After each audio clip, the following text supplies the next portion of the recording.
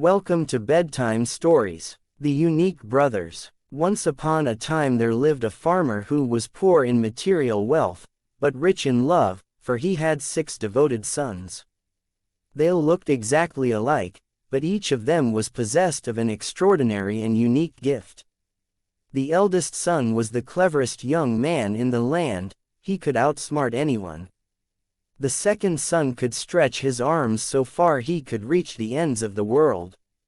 The third son's head was hard as steel, and the fourth son's skin was tough as iron. The fifth son could withstand bone-chilling cold, and then the sixth son who could stretch his legs for miles and miles.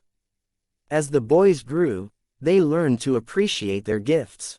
The eldest son promised his father that one day he would reap the benefits of his son's wondrous skills.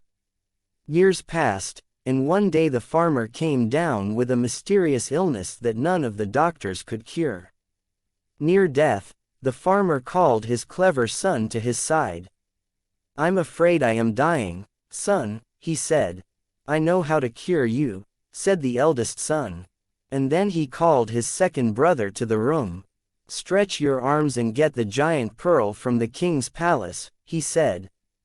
That's precisely what the second son did, for he trusted that his clever brother's ideas always were the best ideas. When he had the pearl, the eldest son called his brothers to the room. "We will boil this pearl, and when our father drinks the boiled water, he will be well again." They crowded round and watched the water boil for hours, and afterward they poured the water into a glass. When the farmer drank the glass of water, he was instantly well again, perfectly healthy and strong. There was just one problem. Before the second son had time to replace the pearl, the king discovered that the giant pearl is missing. He sent his soldiers to find the thief. "We saw a pair of arms stretching across the land," the villagers told the soldiers, and before long they learned that only one young man in the land had arms that could stretch that far. They burst into the farmer's house, and when they saw the eldest son, believing him to be the thief, they chained him and marched him to the palace. "Chop off his head," the king demanded. The soldiers moved forward to seize the prisoner, but the eldest son cried out, "Just one wish before I die. Please let me see my father one last time. I want to tell him how his son is going to die."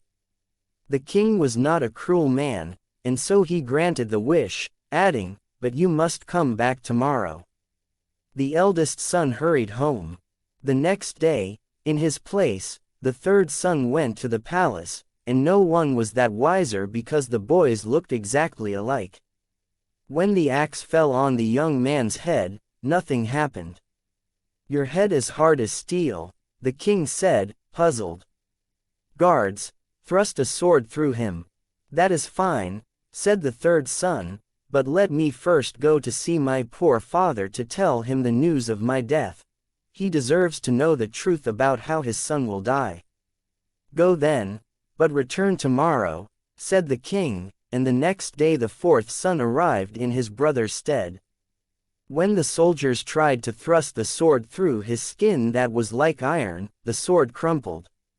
The guards were mystified. "Throw him into the ice box," the king said, "and let him freeze." And again the son pleaded to allow him to go home to his father, and once more the king was generous enough to let him go. "You'll be back tomorrow at dawn." When the next day the fifth son appeared at the palace, the guards threw him into the ice box, but the next morning when they opened the door, the young man was sleeping peacefully, for he had not felt a bit of the cold. The king was distraught. "We must throw you into the sea and drown you then," he said, and again the young man pleaded for mercy. "I must tell my father about this news." "Go," said the king, "spend one more day with your father." Of course the sixth son appeared the next day, and when the soldiers tossed him into the sea, he disappeared under the waves. The guards turned their backs, but only moments later they were astonished to see the young man's head rising above the waves. He had stretched his legs to reach the floor of the sea, and he brought up with him a handful of beautiful shells and dazzling pearls. The king called the young man to his chambers. The sixth brother handed the giant pearl to the king. When the king saw the pearls, he said, "I don't know how you've done this, but I'll set you free in exchange for this pearl." So the sixth son returned home, where the family gathered in celebration. They lived happily ever after, for the sixth son, under the guidance of his eldest brother, had saved a few of the sea's treasures for his beloved family. If you like the story, please do like, share and subscribe. Thank you for listening. Good night.